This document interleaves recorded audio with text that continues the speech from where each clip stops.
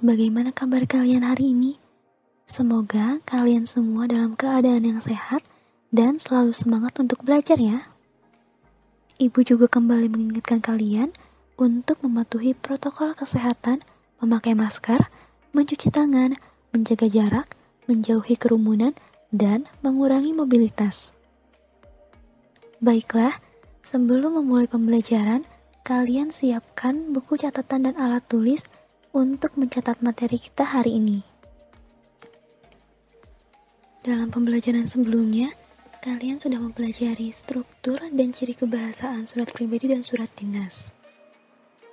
Sekarang kita akan menguatkan pemahaman mengenai kebahasaan surat pribadi dan surat dinas. Tujuan pembelajaran hari ini adalah menelaah kaidah kebahasaan surat pribadi dan surat dinas yang dibaca atau didengar. Sebelum memasuki pembelajaran inti, ayo kita bahas kembali apa saja ciri kebahasaan surat pribadi dan surat dinas seperti yang telah kita pelajari sebelumnya. Ciri kebahasaan surat pribadi ada 5. Pertama, pilihan kata sapaan bersifat pribadi, dengan kata-kata yang emotif atau ekspresif. Misalnya, untuk ibunda tersayang. Kedua, bahasa surat pribadi tidak formal tetapi santun. Ketiga, pilihan ragam bahasa bergantung siapa penerima surat. Keempat, menggunakan kata sapaan seperti halnya sedang bercakap. Dan kelima, menggunakan kata ganti orang pertama untuk pengirim dan kata ganti orang kedua untuk penerima. Contoh kata ganti pertama untuk pengirim misalnya saya, aku. Dan contoh kata ganti orang kedua untuk penerima misalnya Anda, kamu, kau. Berikutnya adalah ciri kebahasaan surat dinas yang terdiri atas pertama, pilihan kata sapaan bersifat formal, dan kedua, bahasa yang digunakan adalah bahasa ragam baku.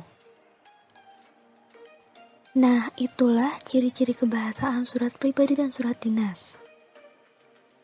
Sekarang kita akan coba menelaah kesalahan dalam penulisan surat dinas. Kalian perhatikan contoh-contoh yang ditayangkan dan kita telah bersama-sama ya. Perhatikanlah penulisan kop surat berikut ini. Apakah kalian menemukan perbedaan? Ya, perbedaannya terletak pada penulisan nama jalan.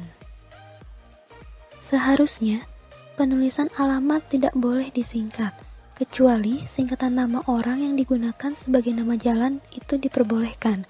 Misalnya nama jalan MT Haryono itu masih diperbolehkan. Tetapi pada contoh ini, nama jalan Bendungan tidak bisa disingkat menjadi jalan B.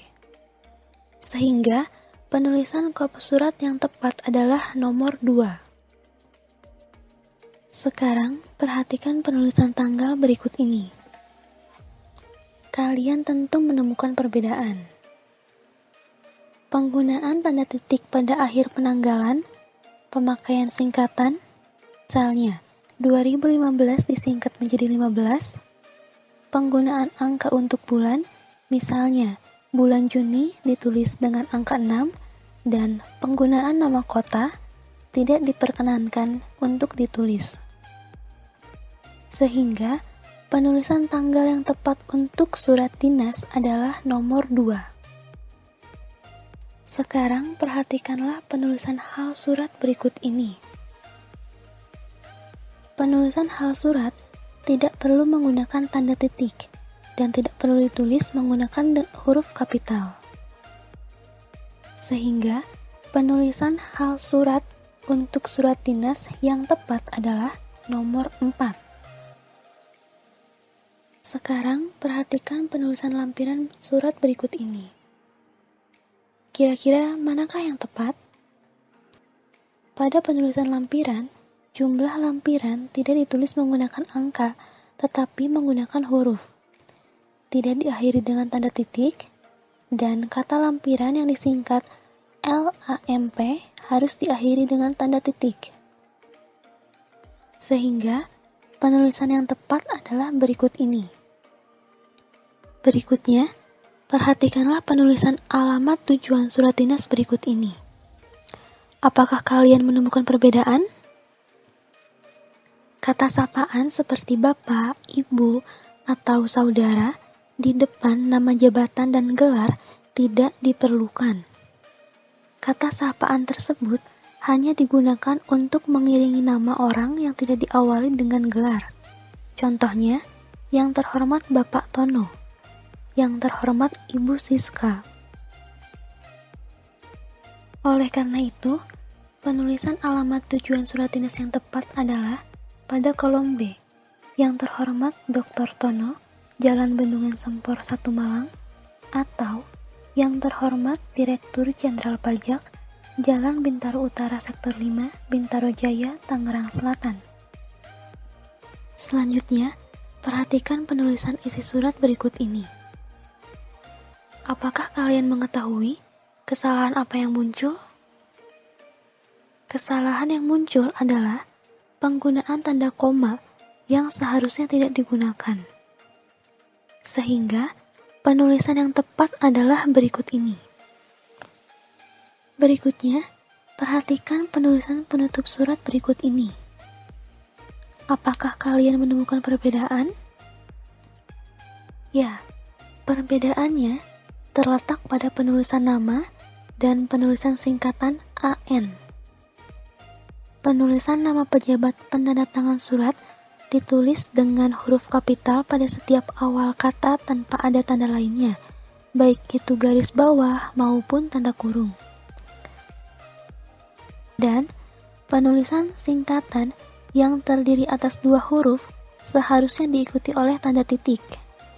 Misalnya A titik N titik untuk atas nama, atau S titik D titik untuk singkatan sampai dengan. Kemudian, ayo kalian perhatikan kedua contoh penulisan surat dinas berikut ini. Kira-kira manakah yang benar? Ya, tepat sekali. Contoh yang benar adalah penulisan pada contoh nomor 1. Huruf pertama pada kata hari, tanggal, waktu, tempat, dan acara ditulis menggunakan huruf kecil karena merupakan satu kesatuan paragraf dengan kalimat sebelumnya. Sehingga contoh nomor 1 inilah yang benar. Nah, agar pemahaman kalian semakin bertambah, kalian kerjakan latihan 3.12 bagian B pada LKPD yang telah dibagikan. Untuk membantu mengerjakan tugas, kalian bisa menggunakan Pedoman Umum Ejaan Bahasa Indonesia dan juga Kamus Besar Bahasa Indonesia edisi 5. Di dalam buku EBI dan KBBI, kalian bisa mempelajari kaidah penulisan bahasa Indonesia dan juga kata-kata baku dalam bahasa Indonesia. Pembelajaran hari ini kita akhiri sampai di sini. Semoga ilmu yang kalian dapatkan hari ini dapat bermanfaat. Selalu semangat belajar ya!